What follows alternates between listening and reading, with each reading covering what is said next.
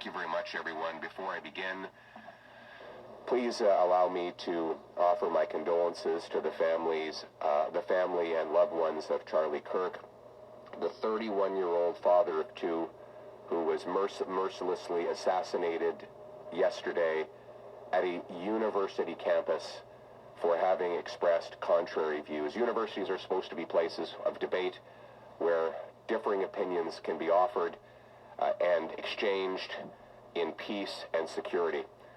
We must all unite, regardless of our political views, around a simple principle. Political violence is never acceptable. Every person should be free to express their opinion without fear of violence. And speaking about fear of violence, this house here behind me, the owner has spent $100,000 on extra security, bulletproof windows, camera systems, alarms, electric fencing in certain parts of the home. I won't get too specific because I don't want the bad guys to know exactly where and what he's got. But can you imagine spending $100,000? Do you know before the Liberal government you could buy a house in some parts of Canada for under $100,000? Now that's what it costs to secure your house. Crime is raging out of control. And you heard the stories of the courageous victims behind me today, telling their stories. You know, I find it incredible that Sean Fraser, Minister of Injustice, the man who ruined our entire immigration system before Mr. Carty then promoted him to be responsible for the crime crisis, he said the other day, this is not the Wild West. Really? Has he talked to these victims? A woman who's had to leave the country of her birth to live in another nation because she's afraid of her ex tracking her down?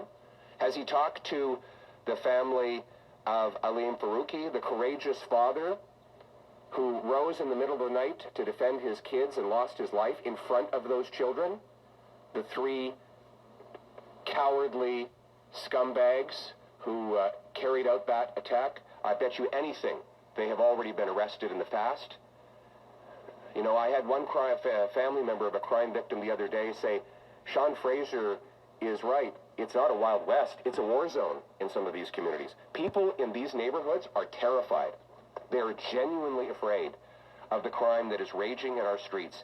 And these are not just stories. This is not sensationalism. This is data and facts. Here's what the facts say if you believe Statistics Canada.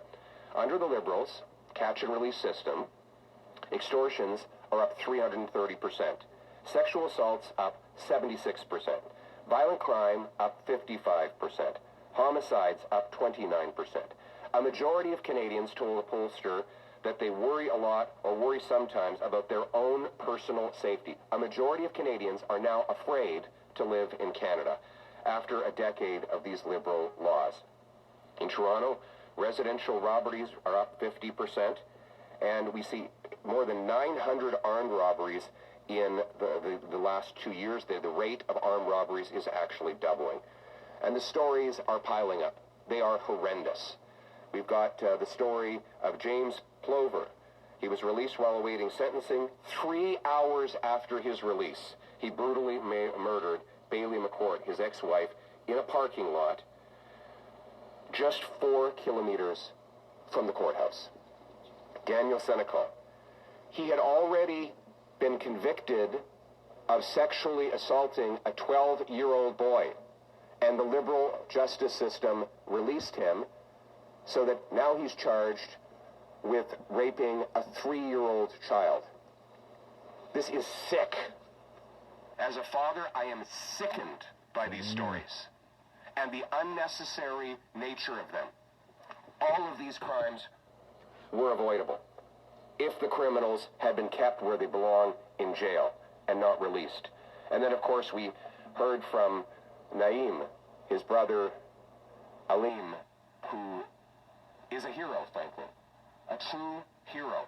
He did the greatest act of courage that any man could do, defend his family, and he lost his life for it. Again, almost certainly a totally avoidable tragedy. How did this happen? You know, some people say we need bail reform. No, we have bail reform. That's the problem. we have liberal bail reform. It's called C-75. And let's stop blaming the judges. The law is very clear.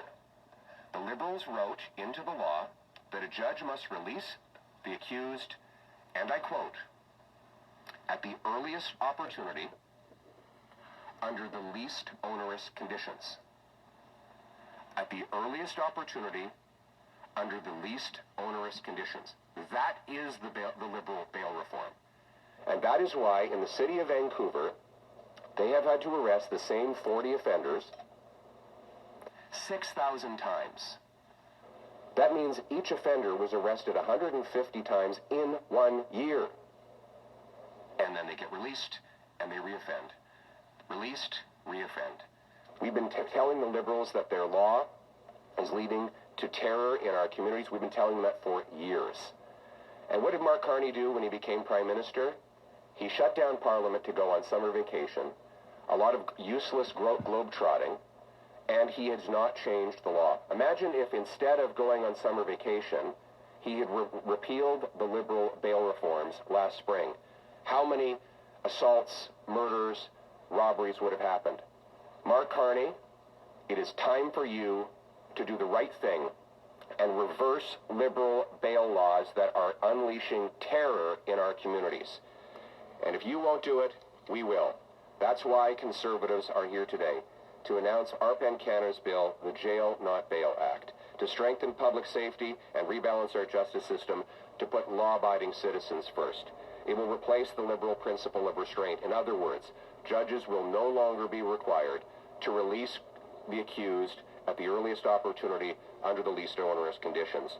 It will introduce a new major offenses category that requires anyone accused of sexual assault, firearms offenses, kidnapping, human trafficking, home invasion, robbery, extortion, arson, and other serious charges. They will then have the onus on them to prove that it is safe to release them on bail. We will strengthen bail laws by mandating judges also consider the accused full criminal history and prevent anyone with prior major convictions from getting bail. There will be a tough risk assessment system to look into whether or not an offender is likely to offend while out on bail. We will prohibit anyone with an indictable offense from acting as a guarantor for another accused person. This is on top of other conservative laws that we will bring in, like repealing C-75, repealing C-5, the house arrest law, bringing in a 3 strikes you're out law, meaning that anyone who's convicted of 3 prior offenses will automatically be denied bail, parole, probation, or house arrest. We will ban the Bishnoi gang. We will lock up extortionists. We will bring in mandatory jail time for intimate partner violence and other serious offenses. Hang these fucking criminals. We want to lock up these criminals and throw away the key to keep our communities safe, to reverse the damage the Liberals have done. And we do this not out of hatred for the criminal, but out of love for the victims. We want this to be a safe country again. Everything we as Conservatives do is for one purpose, to restore the promise of Canada, that anyone from anywhere can achieve anything, that hard work gets you a nice, affordable home with meat and potatoes on the dinner table every single night, in a safe neighborhood where you go to bed knowing that when your head hits the pillow, you're safe and sound in your beautiful refuge, and where a beautiful Canadian flag hangs from the front porch.